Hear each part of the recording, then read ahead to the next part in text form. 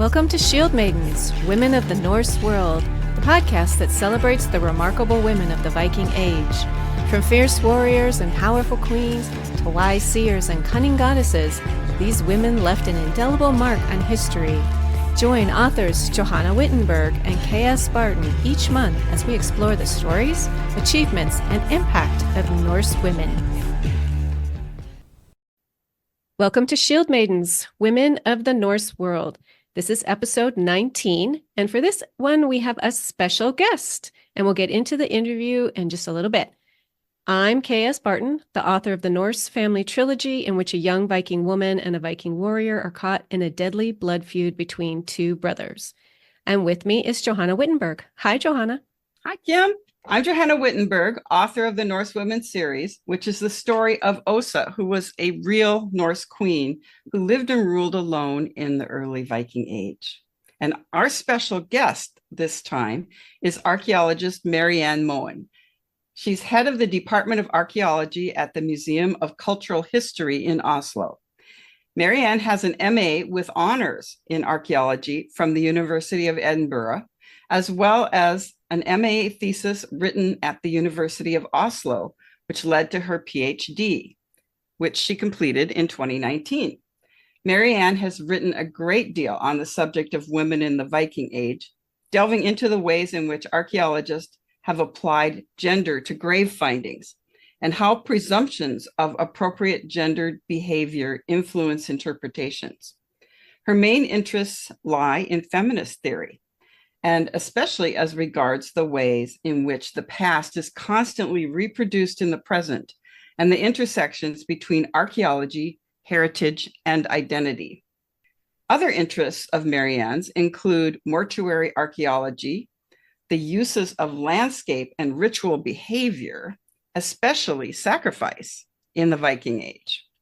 Now, I first discovered Marianne's research in her 2011 work, The Gendered Landscape. This was while I was conducting my own research into women in the Viking Age, and her writing gave me new insight into archaeology as it pertained to women of the Viking Age. Welcome. Marianne. Thank you. Very nice to be here, and that makes me sound, I don't know, a lot better than I normally sound. That's the whole point of a bio, right? Yeah.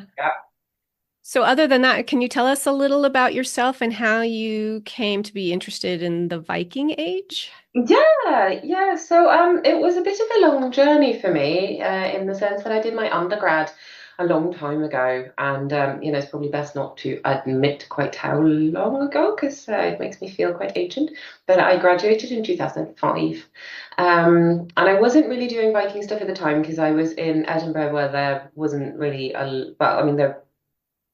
there's Vikings in Scotland, but they don't do an awful lot of Viking studies. So I came to the Viking Age when I was writing my MA, and I was looking for a good case study. And because I had a bit of I suppose a funny academic career is the word. So, I did my undergrad in 2005, and then I went and worked in HR actually for many years. And whilst I was doing that, I wanted to do an MA at the University of Oslo so that I could eventually apply for a PhD. So long story short, sorry, I'm not good at doing long stories short. Basically, I wanted to find something that would be easy to get into, like a material that I wasn't overly familiar with to start with, but that I could delve into really quickly and start getting to grips with. And so the Viking Age felt like the right thing to do, and I've never stopped since, really, and that was 2009. That's quite a journey. Yeah. One of the main things that intrigued me about your writings was your studies in gender. And can you tell us a little bit about what the assumptions are around the social roles of men and women in the Viking Age, and how archaeologists of the past have interpreted grave findings to support their beliefs? Yeah, so the Viking Age is a very sort of good, it's a good case study for ideas about gender. And to understand how we think about gender in the Viking Age, you have to understand when the Viking Age first became popular in academia. And that was obviously in the 1800s. And academics back then didn't have an awful lot of imagination. So they sort of assumed, per definition, that women would belong in the house. And so they interpreted most of what they found to paint this picture of proud housewives and men who went out and did everything that wasn't running the household. And that's sort of become a trope of the Viking Age, and it's still something that you will find in textbooks and in popular literature and in representations in museums. You'll still encounter this idea of the Viking woman who belonged inside the house, inside the threshold, and then men who looked after absolutely everything else. Now, the only problem is that the archaeological material doesn't actually support that. So this is it's just a story that's grown and become part of how we think about the Viking Age. But when you actually delve into it, it doesn't hold up. So that's one of the things that makes it so fascinating. But then also, because the Viking Age is so popular, that story also is very well established, because a lot of people feel a lot about the Viking Age and a lot of people think they know a lot about the Viking Age, and obviously a lot of people do know a lot about the Viking Age. But when you come to trying to turn assumptions like this around, it can get quite difficult. So yeah, so that's part of why it's fun, I suppose. I was wondering what you think about the television shows like the Vikings that have come out, especially Lagertha. Yeah. How do you feel about that? Oh, that's a good question. And unfortunately, the really embarrassing truth that I hope that's the question I hope nobody will ever ask me, because I've not actually watched a lot of it. And I go around and spend my days talking about public representation of Vikings and how they're so popular in the media. And then I've watched some, but I've not watched enough. It's not sort of meant to be historically accurate. So if we just put that to one side, I do think that it is of its time in a good way. And I think it makes people engage with the past in a good way. And people like Lagertha, she represents a growing desire for different stories of the past, I think, where women are found in different roles alongside men and doing the things that men could do.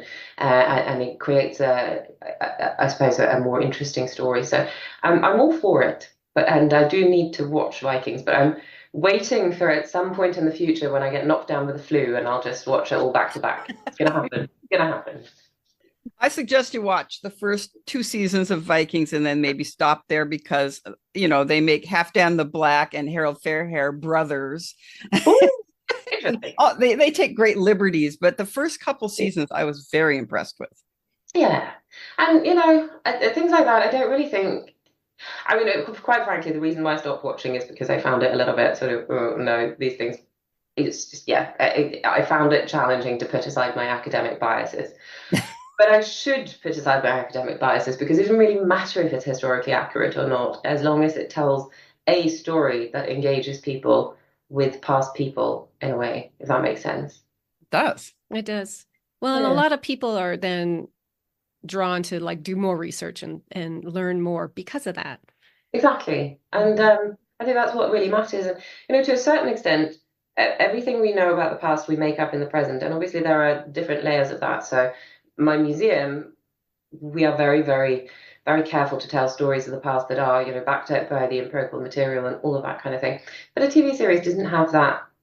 They don't have that moral obligation, and they are allowed to take liberties, because what it's about is getting people engaged. And I think there is a certain amount of liberty allowed in that.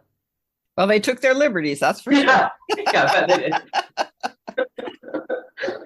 But it is very entertaining. So one thing, I really like the idea of gender archaeology, and that with the gender of grave findings, how they're assigned and how maybe they were misassigned and how all of that. Can you maybe explain that a little bit, gender archaeology, to our listeners who might not know? Absolutely, yeah. So gender archaeology is in the history of archaeology, a fairly recent thing.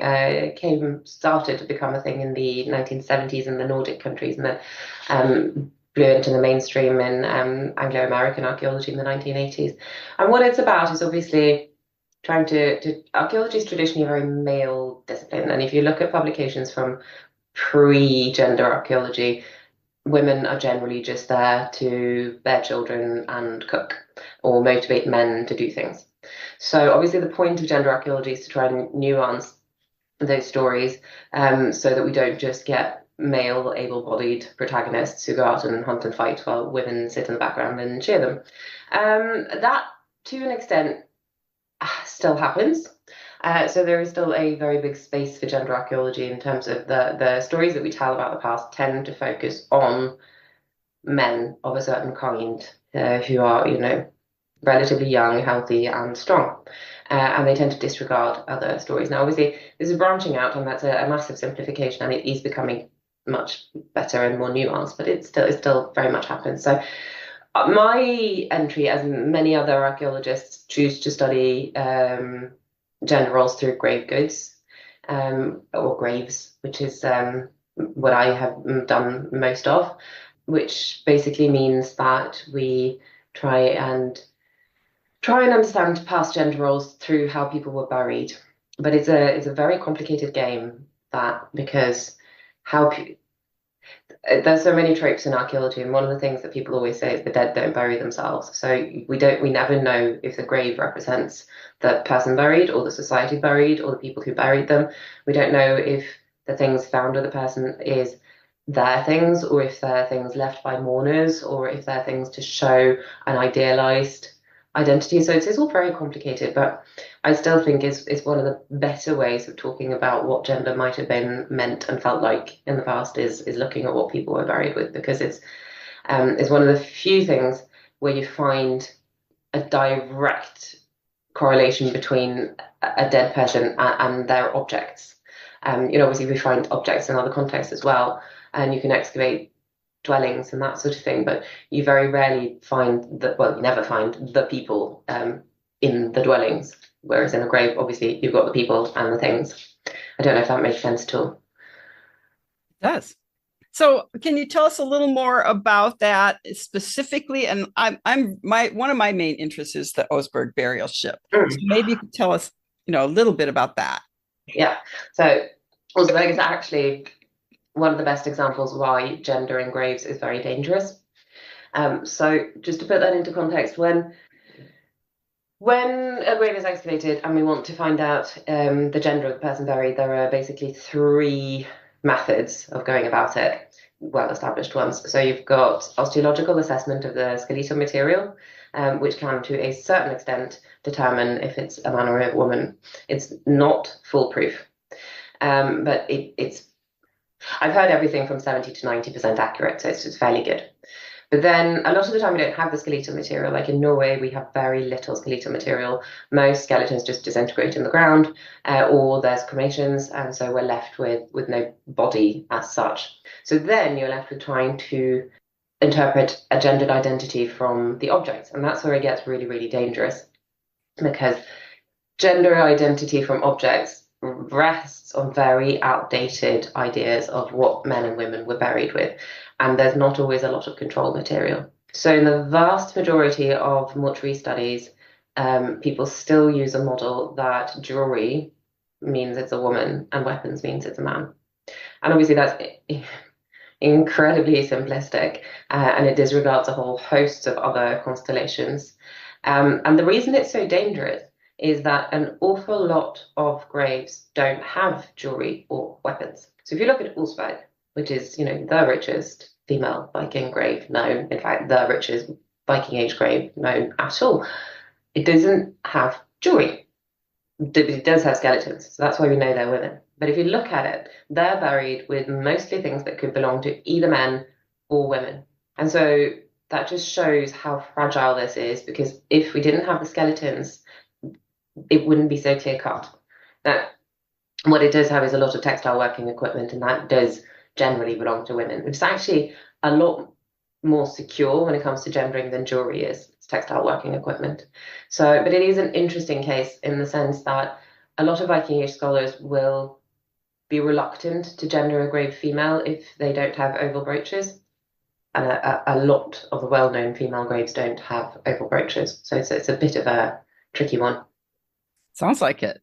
There's kind of a conception that there are very few female graves, Viking age graves in Norway, except for Gausel, right? Yeah. Except for the Gausel area, which is predominantly female. Yeah. And so can you talk a little bit about that? Yeah, and obviously this comes with a caveat that not everybody agrees with me, but I think that's a myth. to a certain extent. It is true that if you look at the sexed material, oh no, sorry, the gendered material, there are more male graves than are female graves in Norway. But there's a few really important caveats here to bear in mind. One is that most of the graves known in Norway are from old excavations. And they're from basically the happy days where people just stuck a shovel in, went, "Yeah, it's a sword," and then left it at that. And if they stuck a shovel in and found a bead, they might have gone, "Meh, I don't care about that." So there is an object bias towards finding male graves. Then a lot of the graves are found in the plough soil, where again, swords, big metal objects, would be much more easily discovered than would, a little brooch. So there's that as well. So there is a big bias in the potential methodologies there. So that's one thing. We see that because in more modern excavations, where better documentation and better methods are used, they tend to go towards the 50-50 male-female split. So it might be that this is something to do with old excavation methods. That's one thing. But then the other thing is back to what I was talking about before, is that a lot of graves don't actually have male or female objects. So yes, you will often hear that in Norway there are around 8,000 known Viking Age graves, and in some parts of the country the ratio is so bad, so there's like 5 male to every female grave. That's not actually true, because what those statistics don't take into account is the ungendered graves, the graves that don't have jewelry or weapons, which is at any cemetery I've looked at least a quarter, if not more. So we simply don't know, is the very long and convoluted answer to that. And I just don't actually think that if you did a proper study of the material, that it would bear up that idea of there being no women. But is that partly to support the whole idea that, the men were supreme and the women were dominated by them? Well, I don't think it supports that at all. But I mean, it's been used that way. Yeah, I know it's been used to that. Yeah, it's been used for that. It's been used to support arguments of female infanticide, all of those good old stories. Yeah, it's very interesting to see how that has It is. come about. Yeah, and it could be that there is a bias towards gendered male graves that would still remain if you did a proper study, but I just don't think we should bandy these figures about until we actually. There isn't even a database of all the Norwegian graves, so talking about these like big. Yeah, I know that. Yeah, no, there isn't. I'm a little surprised at that. Database of all the known Norwegian graves. So, when we talk about that, there are no women. So, well, yeah, but can you show me the numbers? Because I don't think that you can. Nobody can. Well, and especially when with Gausel, those graves are, twice as many female graves to male graves. So that's kind of interesting. It's really interesting. So when I was doing my PhD, I was looking at Vestfold, and one of the areas I was looking at sort of like a cluster of cemeteries that were quite close to each other. And they were really good fun because one of them had nearly just male graves, but then another cemetery 3 kilometers away had only nearly female graves. What is going on here?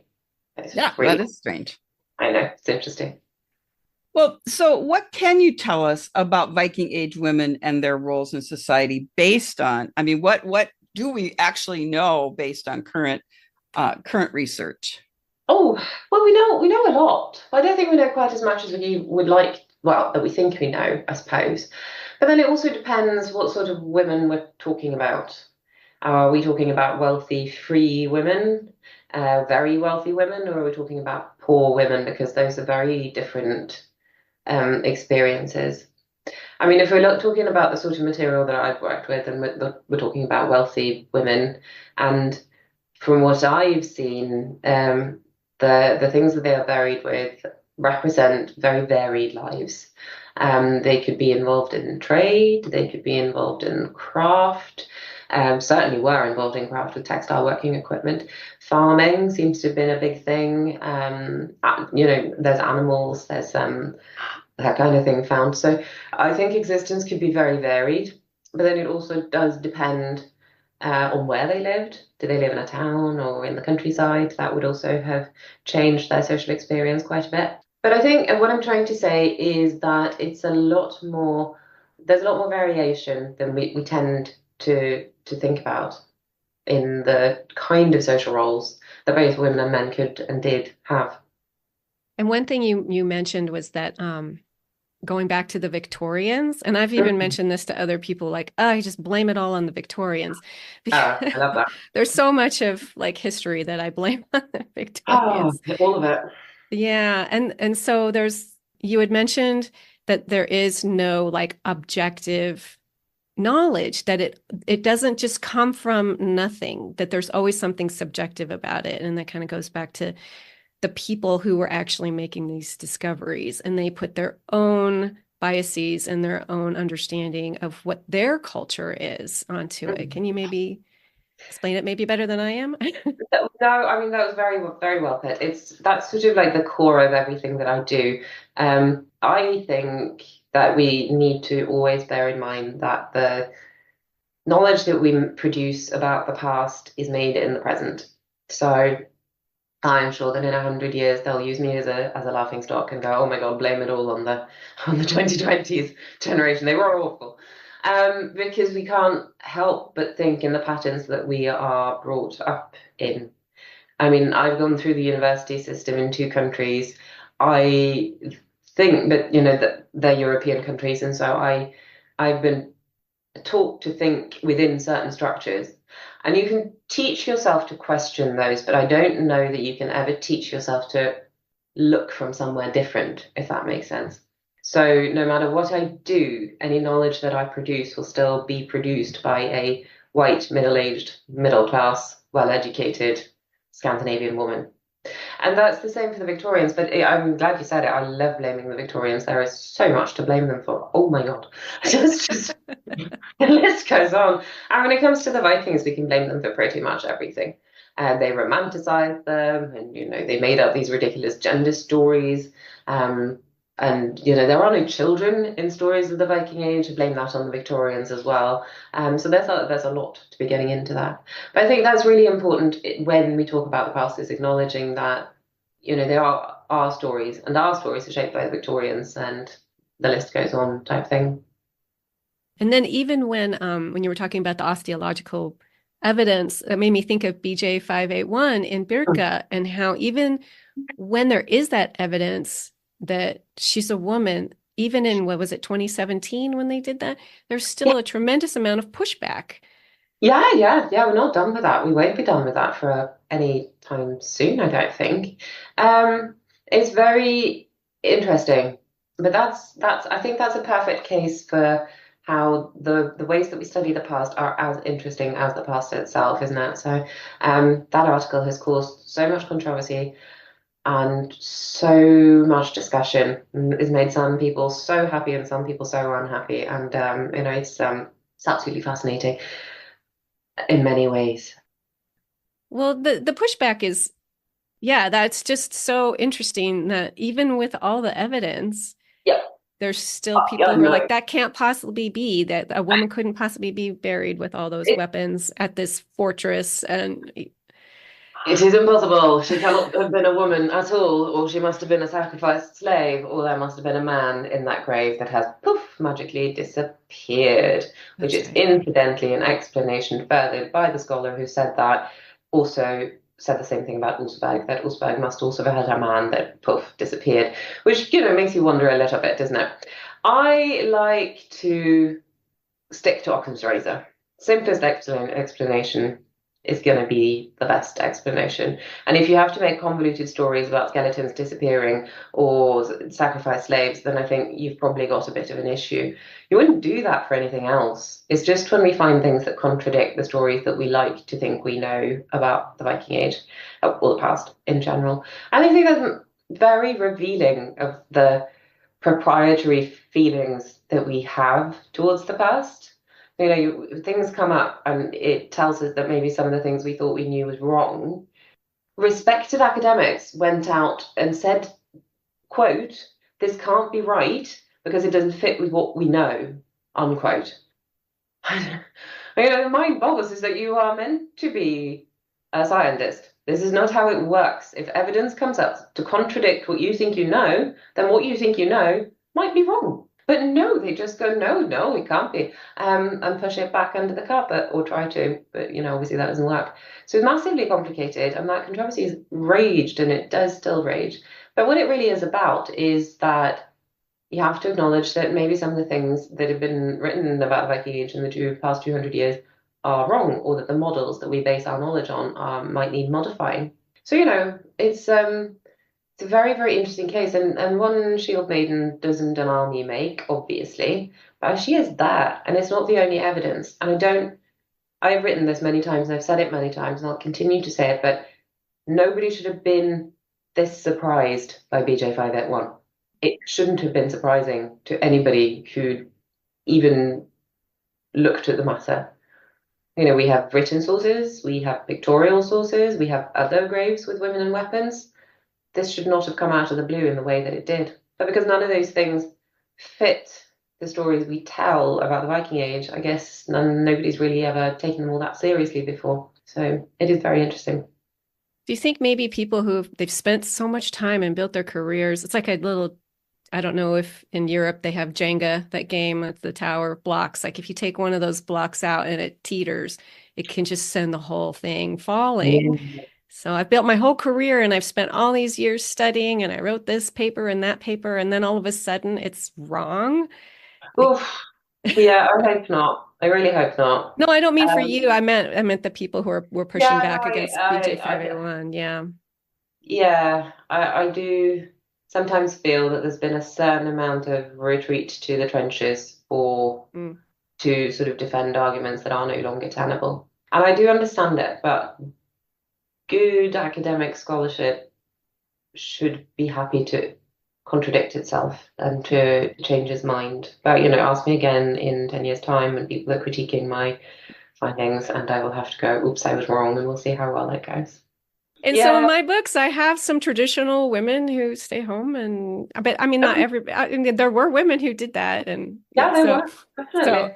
but sometimes I'm like, oh, okay, I fell prey to it as well. But oh Oh, well, let's that's hope okay. so. Mine's fiction, so it's I don't have Well, as much at stake. well, it's nice of you to say, but we don't know that I'm right. At the end of the day, nobody knows who's right, and that's what makes archaeology so much fun, isn't it? Well, the nice thing about fiction is that we're imagining what it may have been like. Yeah. And, that's kind of the main thing about you want to transport the reader into Yeah, another time and place. And so you want it as accurate as possible, but not limited by the facts, I guess. absolutely. And I think there is a certain amount of that in archaeology, although don't quote me on that, she says. Obviously we base our things on empirical material and careful readings of what we have and draw in written sources and all of that. But if you're going to if you're going to populate the past, you do need a certain amount of imagination. You need to try and envisage how people lived and what they felt and how they reacted. So there is an element of that, I think, to all interpretations, because again, to pull out another archaeological trope that everybody quotes at least 5 times a year is that, the past is a foreign country. And it is. We can't ever know what things were like. So you also delved into like the concept of sex versus gender and gender fluidity in Viking culture. Could you talk about that? I find that really interesting. I love the little figurine of Odin. Well, Yes. who may be Odin. I think it's Odin with the dress and everything, but just even some of the stories of that kind of fluidity. It's a very interesting topic. Now, I get into a lot of very strange debates about this because I don't actually, how do I say this without sounding very stupid? I don't really believe in sex. I mean, I know there are sex bodies, and I know that there are differences in male and female, bodies. But I think what I'm trying to say is that the meaning that we construct around that is constructed. And so bodies in themselves are nothing unless we attach cultural value to them. So when we talk about sex, we talk very specifically about ways of being male and female that we equate with bodies. And we can blame it on the Victorians again, which is lovely, isn't it? Those damn Victorians.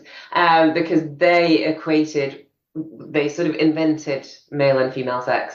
The whole idea that, a woman's body naturally makes her better at nurturing is just Victorian bollocks, to be quite frank. But this is what I'm trying to do when I say that sex and gender are complicated in the past, and I don't really think it's useful to talk about sex because we don't know what they thought about sex at all. We do know from Viking and Old Norse mythology that they had a very different relationship with bodies and sex and gender that we do. And so I think it's easier if we just talk about gender. This is what I try and do, is leave sex by the roadside, because it gets too complicated when we get into our ideas of biologically coded ways of being that I don't think applies in the past. But yes, so the Vikings were so gender fluid. If you look at their mythology, some of their gods changed their sex and gave birth, or there's all sorts of things going on there. And I think we've been too rash in too fast to dismiss that in a lot of scholarship. Not all scholarship. There was some absolutely amazing stuff done around the 2000s by, for instance, Bit Sully, who looked into queerness in Old Norse mythology. It's really, really interesting stuff. And it's just so blatant, it's just so there. But then after that, it's sort of not hit the mainstream again in the same way, which is a shame. So there is that, the mythological aspects of it. But then I also think there's a lot to be said for representations of gender in pictorial evidence. So you were talking about the little Odin, and that's one of my favorites. But it's also really interesting is that when you look at pictorial representations in the Viking Age, nobody has a body. They just have clothes. So there are no breasts. There is no accentuated waistlines. There is no body underneath any of these clothes. Odin is, it's just a flat chest. To me, that tells us something about that maybe gender wasn't bound up in physical traits in the same way. I mean, obviously, to some extent it was. I'm not saying they didn't recognize different bodies, but I think maybe they weren't quite so bound by it as we are. So I think there's something to be said for envisaging a Viking Age where gender could be something that you lived rather than something that you had, if that makes sense. It does. And so do you think that's why some of the later laws that were early medieval, like the Grey Goose laws that said men and women couldn't cross dress, basically. They said women couldn't cut their hair and bare arms, and men couldn't. So that was to abolish that, or to establish? So. Yeah, I think so. It's another trope, and Viking Age scholars will pull it out a lot. But you'll often hear that a law doesn't have to be made if there isn't anything to stop. So if it's put down in law, it's because people were doing it. Otherwise, why would you bother? So yes, I think that is it. Yeah. Very interesting to read some of those early laws and what they were telling you couldn't do anymore. Putaseta was another one that I thought was cool. You can't sit out and wake up the trolls anymore. I like that. So again, that tells us people were doing that. Exactly. Wasn't there a woman in an Icelandic saga who she wanted to get a divorce, so she made her husband's clothes so they look like a woman's dress? Yeah. I can't remember which one that was, but yeah. Yeah. Oh God, I should know this. Edit out that I don't. It's too hard to get them straight. I know which one. It's one of the famous ones, and she made him a shirt that was too low. But there's quite a lot of these things. So this is actually not something that I've discovered myself. I think I read it in a Judith Yesh one from quite a long time ago. But she points out that in one of the sagas as well, there is a mention of a woman wearing trousers, but it's not the trousers that's interesting. It's that she's wearing man's trousers, and it's specified that it's man's trousers. So that makes me think, oh, so there were ladies' trousers? I mean, what's going on here? So there are lots of little clues like that I just don't think we've looked at enough. So when we take pictures of the Viking Age, all the ladies are wearing pretty dresses and all the men are wearing trousers. I'm like, I'm not sure. I think there might have been more variation in fashion than that. It's kind of interesting that Osberg tapestry does seem to show shield maidens wearing long dresses with trains, but they probably didn't go into battle dressed like that. Probably not. But again, that for me fits into what I was saying about dress gender, because it's the only way of showing that a figure was female is to have a long gown and a female hairdo, so like the Irish knot or something like that. Because other than that, they're completely androgynous, and there are also some figures in the tapestry that are really hard to figure out if they're male or female. Yes, very So much so. yeah, traditional wisdom says that if you see feet, it's a man in Viking Age pictorial representations. So yeah, Well, there are a couple pictures where the women have fairly short dresses, and you can see their feet. But I can definitely. on But the still, Osberg wagon. That's one yeah, of them. yeah. No, so it isn't actually. Yeah, it There doesn't. were feet under there. We just couldn't see them most of the time. Yeah, totally. Yeah. So, but it's interesting. So the only representation of anybody with a discernible body that I know of is that little silver pendant from the grave in Sweden, Oscar, the pregnant lady. She is the only one that I can think of that has, any sort of physical presence other than clothes and hair and a beard. Well, and the little figurine that Kim has that we've all seen, the Horby, right? Isn't that, yeah, um, Valkyrie? She does have arms, I mean, she has a sleeveless dress on with arms. And so you can actually, and because it's three-dimensional, that's the only one I really can think of that is three-dimensional like that. I think a lot of them are two-dimensional. So that's like the closest portrayal to a real person Yeah, in metal. because the rest of them are very stylized, aren't they? I mean, that's also very stylized, but yeah. Isn't there a Freya a figurine that has like arm rings all down her arm? I guess that still wouldn't be her arms. I don't know. I'm not sure. Probably. Maybe. So, one of the things you talk about is women traveling in the Yeah. Viking Age. And can you share some of your research on that? Because I find Yeah, it very I mean, interesting. I can't really because it's not my research, but I can share what I've written about other people's research. Okay. Yeah. No, so there is quite a lot of ways to examine travel, and that's interesting, obviously, with the whole lady of the house never leaving the farm type image that we get in the Viking Age. So there is nothing to say that women didn't travel an awful lot. So this has been quite difficult to incorporate into more traditional understandings because in traditional stories, the story goes that the men went out and raided and then they brought their families over when they were ready to settle. But metal detecting finds, for instance, in England has they've exploded over the last few years, and Jane Kershaw has been studying them and shown that women were part of the first waves of settlers through the spread patterns of female type jewelry. So that's one thing. We've also got things like isotope analysis, which shows quite clearly that women travelled a lot. And you have that in places like, in the UK. And there's several quite early Viking type graves in the British Isles that are female and that have originally come from, for instance, Norway or Denmark. So there's quite a lot of that kind of thing that is just can't be contradicted, but it isn't the normal story.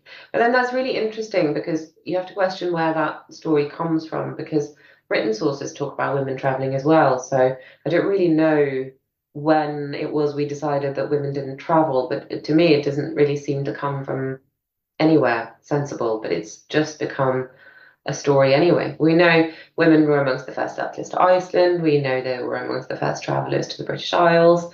We know that they travelled extensively. We also know that people came travelling to the Scandinavian countries, including women. So it's all a little bit strange to me, that whole idea of women being sedentary, when it doesn't seem to have any sort of empirical base. I think could it stem from just that whole idea of the Dark Ages, that there was even an understanding that everybody stayed in their little village and nobody went anywhere and everything was very insulated and nobody knew anything. And could that just be just I don't know, like a last remaining piece of that? Like, okay, so now we can admit that maybe men traveled around. Now we just have to accept that women did too, that people in general traveled. It wasn't this like dark age where nobody was learning anything and nobody was getting out of their own little village. Yeah, I think there's definitely something in that. I think part of it also is the idea that women shouldn't travel because women belong in the home. So there is that to contend with as well. And who would look after the children after all? Maybe they took the children with them. Exactly, they did take the children with them, as we know from isotope and written studies, and also graves. There are Viking children, well, Viking age graves containing children in the British Isles, for instance. But when I was a kid, one of my favorite books was the Little House on the Prairie books. Oh, yes. And that was like the whole family went west. They took the kids with them and the dog and everything. Everybody went.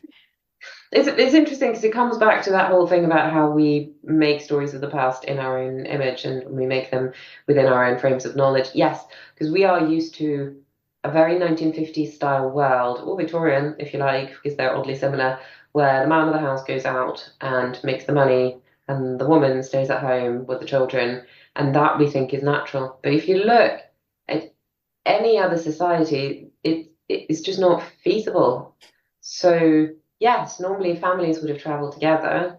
Normally people would have looked after children for each other so that, other people could work. You pool your resources in ways that were quite different. And the modern concept of childhood is very alien, I think, to the Viking Age. Children had to work, they had to travel. There was no such thing as age ratings. So, they were probably exposed to violence from a very early age. There's all these things that we don't really like to think about, but they probably were just natural back then. Well, and also how hard they worked. I mean, those women were strong, and so were the children. We can't even imagine how much work they had to do. Oh, no. So there was a study a few years ago that was really interesting. And admittedly, this was medieval, but it was done on medieval cemetery from Britain, I think. And they analyzed female skeletons and found that their upper body strength was greater than Olympic rowing teams today. Wow. Finding corn. That's amazing. Yes, it really so they is. probably could pick up a sword then. Yeah, I think they could pick up a sword. Yep, probably a lot more successfully than me, but I'm sure they could. Yeah. But one thing that's kind of important to me personally is that even if she did stay in the home, she was still strong. Yes. It didn't mean she was weak or that she was a lesser person or anything like that. That's like something that I take personally, even though I was really active and strong and stuff. I'm really glad you bring that up because I tend to do this a lot. I tend to fall into very patriarchal patterns when I talk about social roles in the past. And I spend a lot of my time proving that women could do what men did. Because I think that is important. But even so, I think there is also an even more important conversation to be had about the things that we don't care about in the past. Like staying at home and cooking and teaching children how to be people, for instance. When we think of that as not important, we're just falling into the traps of modern values, aren't we? Which I find massively problematic. So, but I do it myself as well. And I guess it's just about trying to contradict the traditional narratives. But yes, that's the flip side of this is that we tend to devalue roles in the past that were actually crucial. And if nobody had stayed at home and cooked and shorn the sheep and made the textiles, then the Viking Age couldn't have happened and society couldn't have functioned and everything would have fallen apart. So that's another conversation that needs to be had, is assigning value outside of the narrow, and frankly quite capitalist patterns that we think in. Yeah, like devaluing textile work among the women. And the fact that they didn't even really study the Osberg tapestries until much later. No. And those are the only real pictures we have. I mean, they're the best pictures we have of the Viking Age. They're wonderful. They are. Yeah, there's I know Michelle Hyer-Smith just recently wrote The Valkyries Loom, which is talking about textiles and their value and how they gave women power in the medieval and early medieval period until they were taken over by men. That is generally the way of things, yes. But even so, you'll find stories, because everybody does know that textiles were important. So I have read interpretations of people trying to put men in charge of textile production and women just as the people who did it. And you're like, Well, what can you tell us about your newer project, Making a Warrior? What can you tell us about that? It's a good project. It's a collaborative project. So I am lucky, very lucky to have four excellent people with me. So there's four researchers and myself, and unfortunately my research time is a bit limited. But we are trying to. So this is a project that came about with one of the other project participants, Ben Raffield, and myself were talking about this at multiple conferences. How problematic it is that we talk about the Viking warrior all the time, and we talk about the Viking Age and people envisage warriors, and yet nobody really spends a lot of time talking about who they were in society and how society around them was perhaps shaped and perceived these warriors. And we seem to have a very sort of we seem to often isolate them as if they were a phenomenon that just happened on the side of normal life. Whereas actually, I think it's much more interesting to try and examine what kind of society had a warrior culture like that. How did that impact childhood, and how women are part of it? How were the men who weren't warriors part of it? What would it be to grow old in that kind of a society? So that's where it came from. So then we involved a couple of historians. We've got Sophia Bunding and Declan Taggart, and now we've got Chris Coymans on the project as well. So what we're trying to do is sort of challenge the lack of contextualization around warriors, in put very simply, but trying to sort of examine the wider impacts and the wider world that shaped that kind of being. Because if being a warrior was an elite thing, which we have good reason to believe, then what kind of a society sort of fosters that ideal? Does that make sense? Yeah. But it is funny because I've somehow become really entangled with discourses of violence, and now people contact me and like, we're doing a project on violence. Would you like to join? I'm like, sure. I don't know how this happened, but all right, I'll do violence. It's funny. We have some interesting studies on sacrifice in the mortuary. I'm really interested in that too. I know it's a little off topic, but what can you tell us It's about not for that? me. That's probably how I ended up in my warrior project and how I ended up being the go-to violence lady is because I did a postdoc on a project called Human Sacrifice and Value.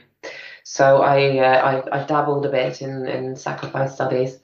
Sacrifice, I mean, the Vikings was all their whole religious or ritual way of being was structured around sacrifice. That is what they did. A lot of religions are sacrificial, so I suppose that's not so strange. But sacrifice just permeates all the rituals. You know, you've got the blunt and the giving gifts to the dead and all that. So there's a lot of that running through the Viking Age.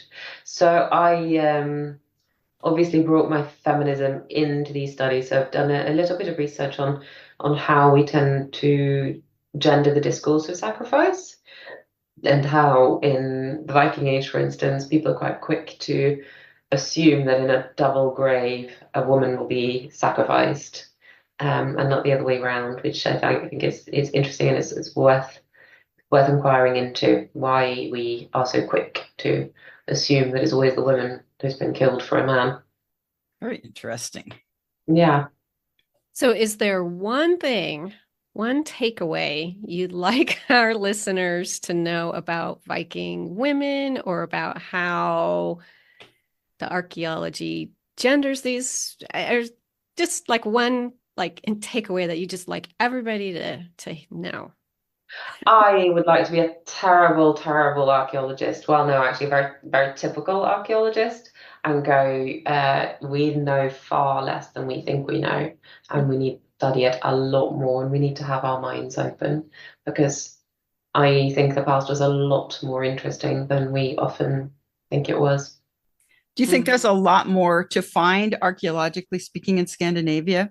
So much. The I think LIDAR has really opened up some. it's opened up so much. There is just so much more to find, and even with what we have, there is so much more to study. We have magazines just chock full of things that need to be studied, and we could probably change our understanding of the past quite drastically with more time and resources, I'm pretty sure. So yes, the past is a foreign country. We need to study it more, but we also need to have an open mind when we do study it.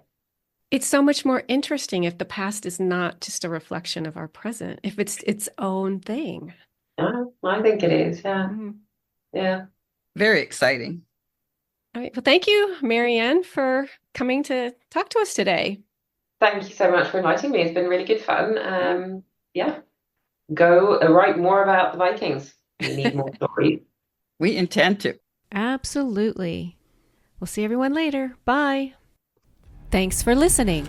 You can find Johanna at johannawittenberg.com, where you'll find a free short story, a prequel to her Norse Queen series. And you can find me, K.S., at ksbarton.com, where you can also find a free short story from me, a prequel to my Norse family series. See you next time.